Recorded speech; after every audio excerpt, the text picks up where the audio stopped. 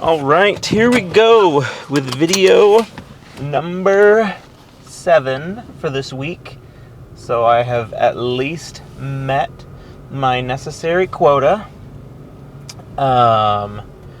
If I keep things going after work today, I'll be at 8, which will put me at least one video ahead, which I'm already, I think, 3 videos ahead.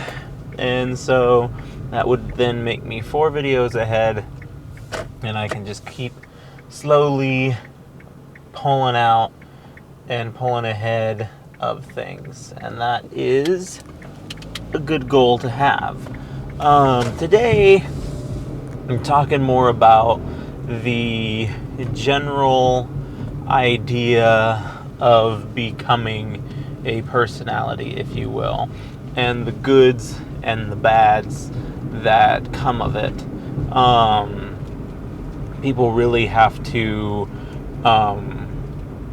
put themselves out there to become a personality on YouTube, and when they do that, there's the natural backlash that is set to happen. And I don't know that I necessarily do or don't want that.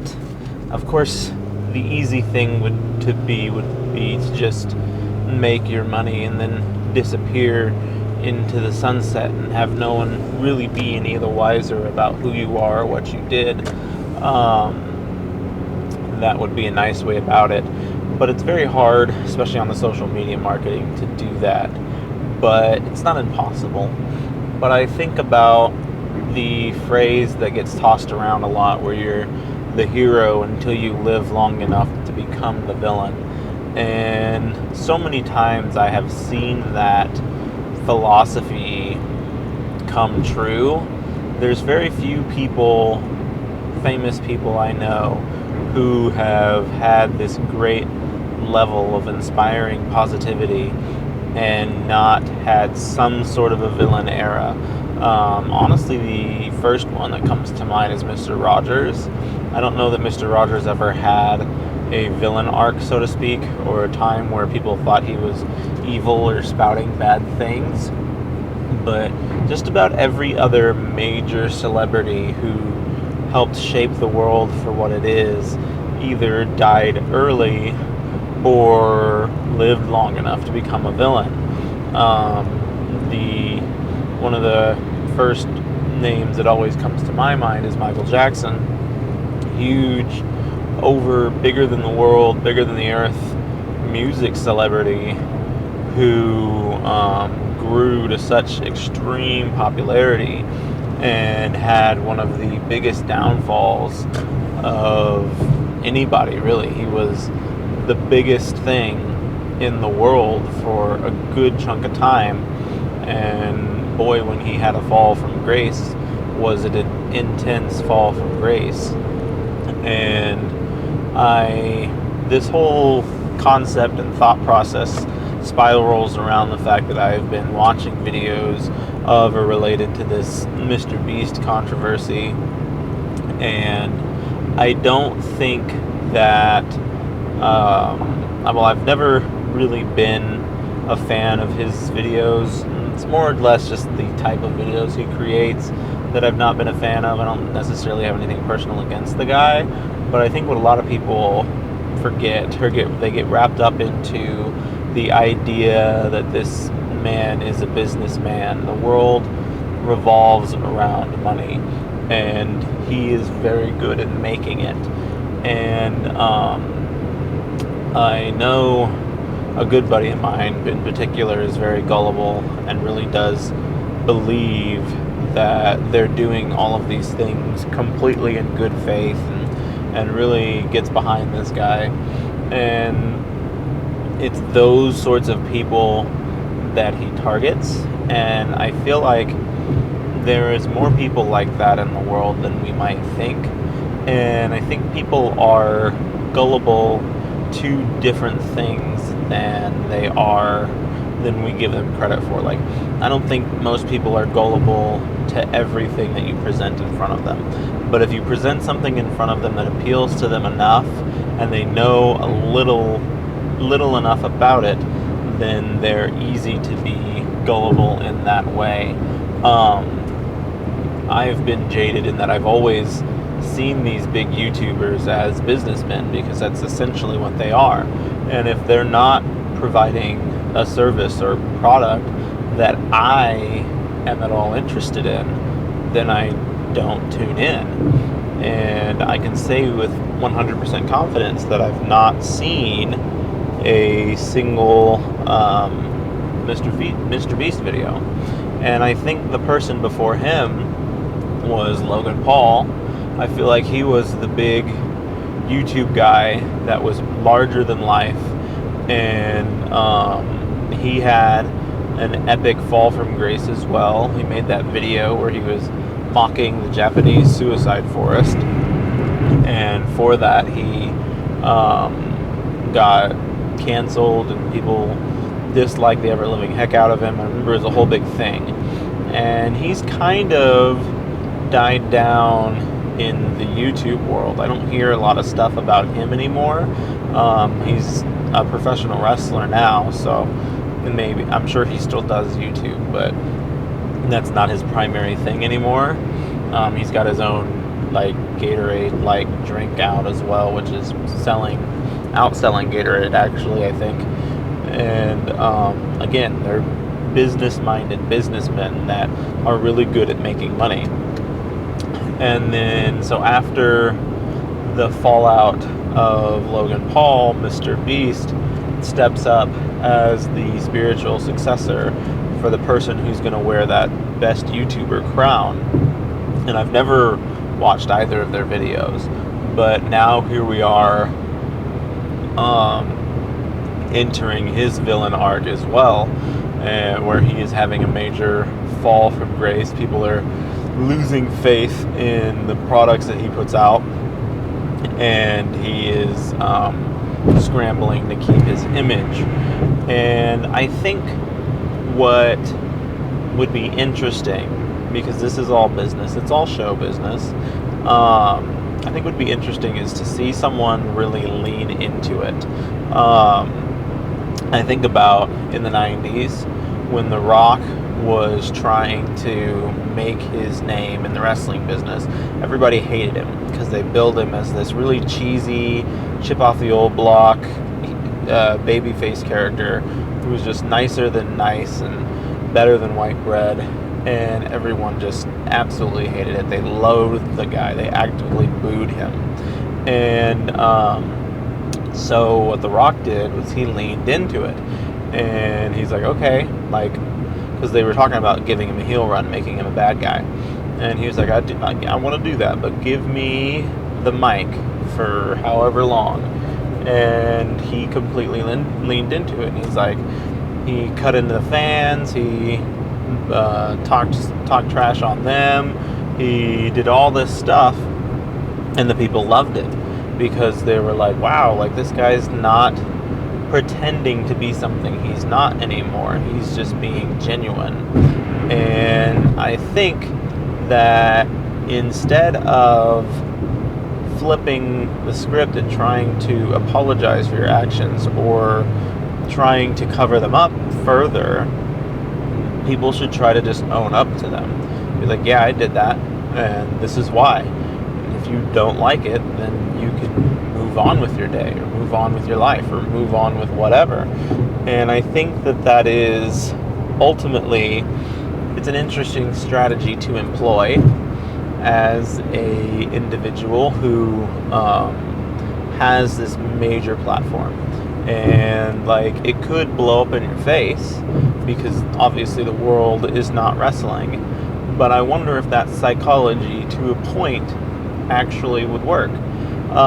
People tend to respond better when other people own their mistakes.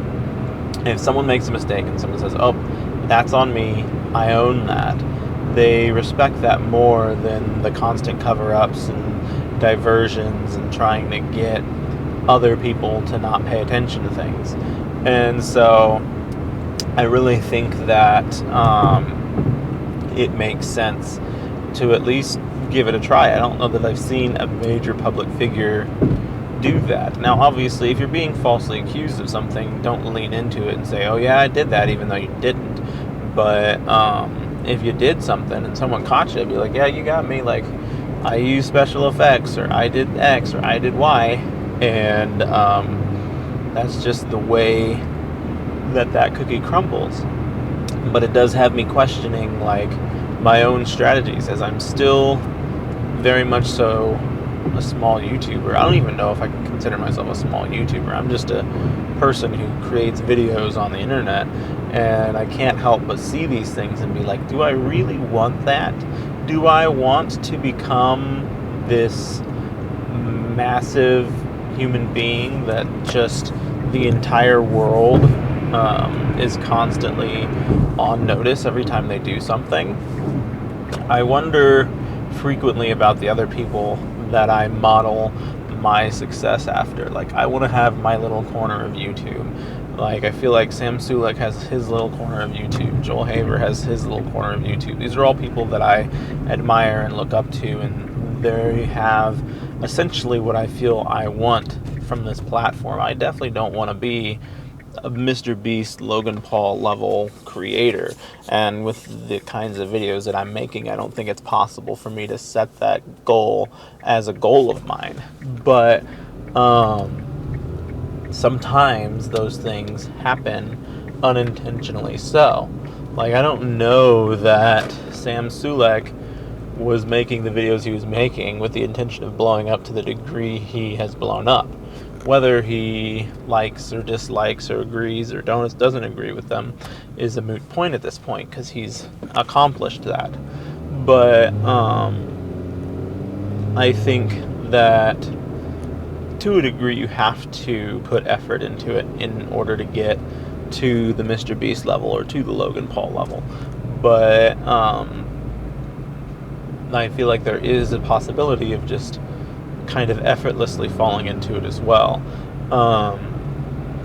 But in both cases, the individuals that I look at, and maybe they just haven't been in the limelight long enough to have that major conspiracy pop up on them yet. But the people that I look at, they don't have these major conspiracy issues popping up on them. It's always kind of just this, oh, well, I exist in my little corner and I've got the people who enjoy my content and we're just going to do our thing over here. And that's honestly what I want. There's a book, it's called 1,000 True Fans, and it basically tells that, like, all you need is 1,000 true fans to support you in this life. And that's the other thing, is like, I don't need wealth or riches. I really just want to be able to step away from the 9-to-5 working environment. But if I'm being honest with myself, I probably wouldn't step away from the 9-to-5 working environment until I was 45, or until I couldn't maintain them both. Because that's the other thing, like, if I can have a 9-to-5 and I have a decent job, if I can have a decent job and do YouTube at the same time, there's no reason not to, because I'm just making my life that much easier for myself. Now, of course, the ultimate goal here is to get my time back, and I don't want to spend a whole bunch of my time doing things that I don't want to do for other people. And so if I have the ability to walk away from work, or at least greatly reduce my hours, I'd be hard pressed to say that I'm not going to do that, or I wouldn't explore it. It'd be interesting to see how that all pans out, and for how long, like, something is succeeding for me, and for how long do I have to have that success before I feel comfortable to walk away. Because I could build myself into a Patreon following like what Joel Haver has, and that's the dream for me. And for how long do I maintain that Patreon following before I decide, okay, I think I can step away from the working world? He did it when he was making $500 a month. He was making next to nothing, and was like, I'm gonna step away from the working world, and it's gone super well for him. But like knowing my luck, I'd step away and then start losing traction. And so it's a whole thing, but I hope that it becomes something, even if it's just a glorified side hustle. At least it's something that feels like it's getting some attention and some positive attention, I guess. And that's the end goal. Like, I don't need to be this super celebrity status YouTuber, but if it happens, it happens, and we'll just live with that decision. But if it doesn't happen, I wouldn't mind that either. If I could just have a product. I've always said I would like to have a product that is famous and not a person. But at any rate, hope you all enjoyed that. Maybe you all keep up with the whole mess that's going on too. So let me know what you think about it all. Like I said, I don't follow it all that much. It was just something interesting to watch this morning, and it sparked a conversation. So thank you, and have a good one.